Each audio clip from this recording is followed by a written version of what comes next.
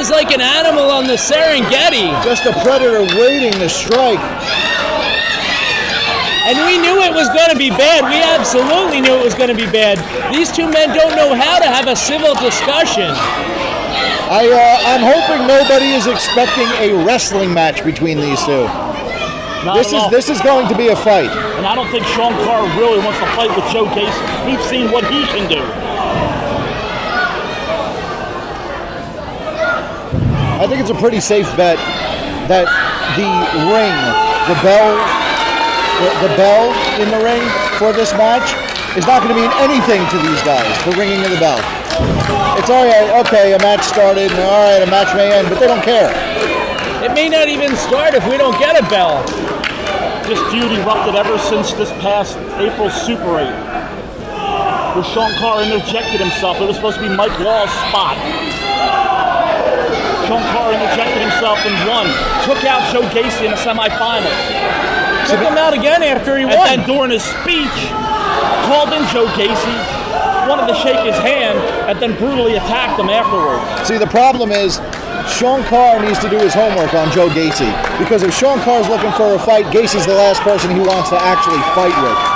He may beat him, we don't know, he may beat him very easily in a pure wrestling match, but in a fight, Joe Gacy is not the guy you want across from you. Neither man a stranger to the other. Of course, Carr and Gacy, a match that was happening as long ago as a year or two ago in Rochester, New York. These two men have gone at it on so many different occasions. They've each won matches. They've each lost matches. But there's the bell, finally. We have the bell. Sean Carr in Woodbury Heights has been almost unstoppable against Joe Gacy to date.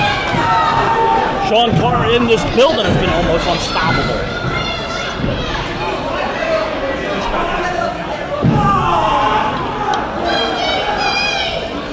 And it'll be interesting to see where we go from here the next couple months in ECWA, certainly jam-packed in October. The Women's Super 8 Chick Fight Tournament, more on that later. In November, ECWA hits the Showboat Casino and Resort in Atlantic City with our own version of Fall Brawl. And of course, Phil, in December, Toys for Tots, back in the Woodbury Heights Community Center, certainly making towns, plus all the showcase shows in Laurel Springs. Yes, ECWA is doing it all over the place. Come out and support it. But it'll be interesting to see Sean Carr and Joe Gacy, because I don't see this being like a one-match series. No, not at all. Not at all. These two guys have been interfering in each other's matches, and I don't know what it's going to take to end this feud. That's the thing. This is a feud inside and outside the ring. I mean, even if you had 3 matches in the quote-unquote feud, it expands way outside of that. And if you remember, at one point, Sean Carr never came to this building alone. He's always had people watching his back. He does tonight as well. The Binghamton boys are here, Phil. Really? I haven't seen them. Well, I saw at least one of them. Well, there you go. Like I said, Sean Carr never comes here alone. And the other thing, the other interesting dynamic, as Gacy slams down Carr hard, the other interesting dynamic, neither of these guys, this is the senton, neither of these guys knows how to, or quite possibly even has the sense to quit. Neither of these guys is going to concede anything against the other. Not at all. They will just continue to just beat each other down. Well, I think with the drive and the determination that both of them have, I don't think they'd ever look to concede against anybody, let alone each other. Right, exactly. I mean, each of these guys, each of these competitors, they are the last person that they would ever concede to. Right, exactly. And Sean Carr, almost like an animal, kind of stalking his prey right now. I think Joe Gacy showed a little weakness with that knee, and Carr just pounced right on it, continuing to assault, even though they're practically tied up in the ropes. Also forgot to mention that Sean Carr is the 3rd longest reigning ECWA heavyweight champion in this company. Do you know who number 2 is? Papa Down. Who's number? Oh, that's right. And then Ace Darling's number 1. I was thinking Papa Down was number 1. Was it Ace Darling or was it Lance Diamond? Well, yes, you're right. You're right. It was actually Lance Diamond. It was about. I have it right here. Let me see. Oh my God. Listen, you got to be thorough in an event. I had like this talk with Captain Dave Spieler today about you. Never prepared. You're fumbling up. What is wrong with you? I thought it was Ace Darling, my mistake. I'm glad to know that Dave Spieler is perfect in every way. Ooh, beautiful bicycle kick. And an enziguri in return. Follows it up.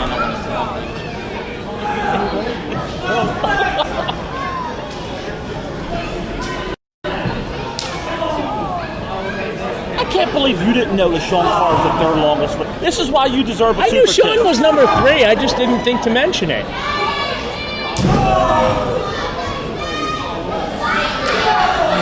Well, as I said earlier in the ring, when it comes to modern time, when it comes to the last 20 years, it's really Papa Don. Papa Don's been the longest reigning. You certainly can't argue with that. When I call Papa Don the longest And he didn't even top when he lost his belt. in the modern era, you can't argue with that. Both men down right now. Gacy trying to fire up. But you know what? I will say this, Anthony. I don't know how closely you've been following Azriel. He's right up there. He's really become something. I'll tell you one thing, Azriel. I've been commentating ring announcing for a very long time. Been ring announcing much longer than I've been commentating, but not that you could tell because I'm excellent at both. But was there a survey for that? There doesn't need to be. Okay. It's just known. It's like a common I got thing. you. So, but my very, very first event that I ever ring announced was, I would say, early 2000s, 2002, maybe something like that, about 15 years ago. Okay. And even then, Azriel was just starting out, and he was one of the best guys I'd ever seen in the ring. In fact, you know what that main event was on that event? It was the Greek god Papadon against Damian Dragon. Wow. It always comes back to Papadon, doesn't it? Which actually was the final match in the, 2013 Super 8, I believe. That's right. Another guy I have history with. Did he get to see you without your neck brace? Well, he caused the neck brace, didn't he? Yes. So he saw you without it, but then he Right. He stayed clear from me. Put it that way. Fireman's carry Gacy. Carr fighting his way back out. Again with that knee. There's a Shining Wizard for you. Textbook executed. And 2. It reminds me of Leo Rush. Remember how he wore down Leo Rush like that in the finals of the 4 Super 8? super kicks it took to take Leo Rush down.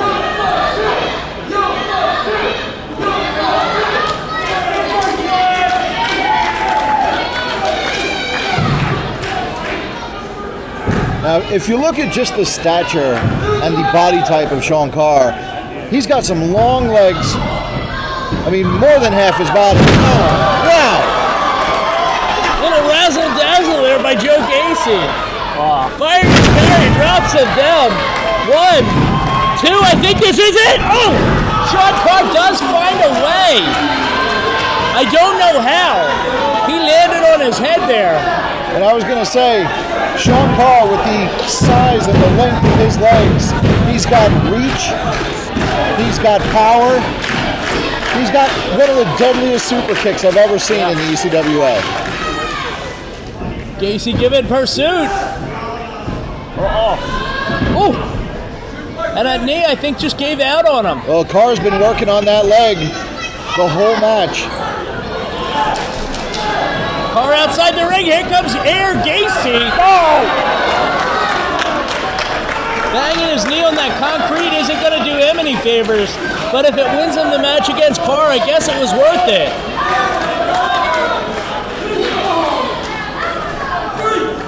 It looked like on the way out, Joe Gacy got caught up in the ropes a little bit, so the impact wasn't as big as it should have been, wasn't as hard as it normally would have been if he had landed the whole entire thing. But he was still able to knock Carr down for a good amount of time. And the impact of these strikes. call a count out. I guess it is over. Yes, our veteran official Mike Heater making the count. Both guys forgot the referee was counting the 10 as they were on the floor.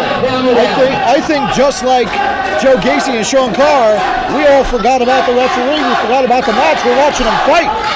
Wow, the crowd wants to see more of it. And here we go. Well, like I said in the beginning, this match, it's like the universal symbol. There's no beginning, there's no end, there's just fighting. And the match hasn't even been restarted officially, nothing. They're just fighting. They just said, they looked at each other, they're like, you want to go? You want to keep going? Let's do it. And here come the referees. Here comes the whole squad. I wouldn't be surprised if these guys went out to the diner later and continued their fight. No, that'll be us.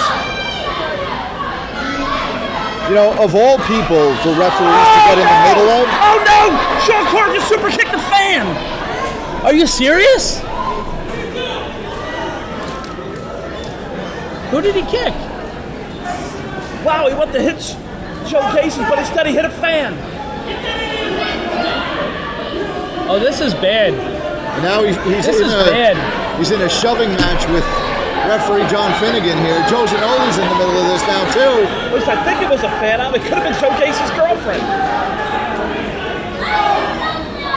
Oh, this is bad. We'll be lucky if we don't get sued. I can't see who it is. Gacy's trying to take care of him now. He's going over to check on whoever it was.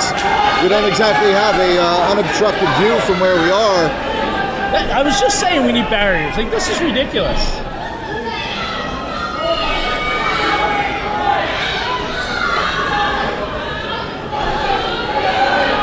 It looks like Joe Zanoli's over there tending to whoever got kicked. I think you're right, Phil. I think it was Joe Gacy's girlfriend. Oh no! And they're still going. They can't separate them. Well, I don't think they're going to now. This is a war, an all-out war. Now, who in their right mind would want to get in the middle of that? Maybe Jason Skinner should get in the middle.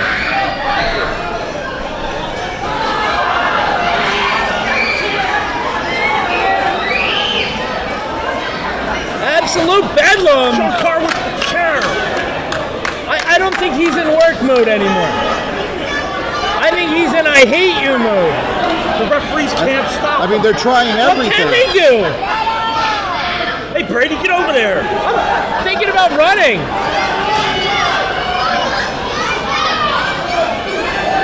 Looks like referee John Finnegan now is trying to shield Joe Gacy, just throwing himself over. Oh no, that looked like a fan at ringside. Part of the problem and why they're having such trouble getting control, Sean Carr has super kicked each and every one of these officials. They're all terrified of him. I'm trying to see. They're walking out whoever it was that got kicked. I can't tell who it is. That wasn't good. This could be our last show. Talking about our dates coming up, this could be it. So it doesn't look like it was a female who got kicked. Sean. Here's Sean. From where they're bringing her. Sean! I wasn't saying You nothing. stay out of it. I wasn't saying anything. Well, ladies and gentlemen, I don't know where you go from that, but real quick, I just want to talk about the Women's Super 8. I've been trying now for 2 matches just to squeeze it in. It is on October 21st right here at the Woodbury Heights Community Center. 7 of the 8 women have already been announced. That includes, as Joe Gacy gets the round of applause, that includes Christina Marie, Allie Rex, Skylar Marie,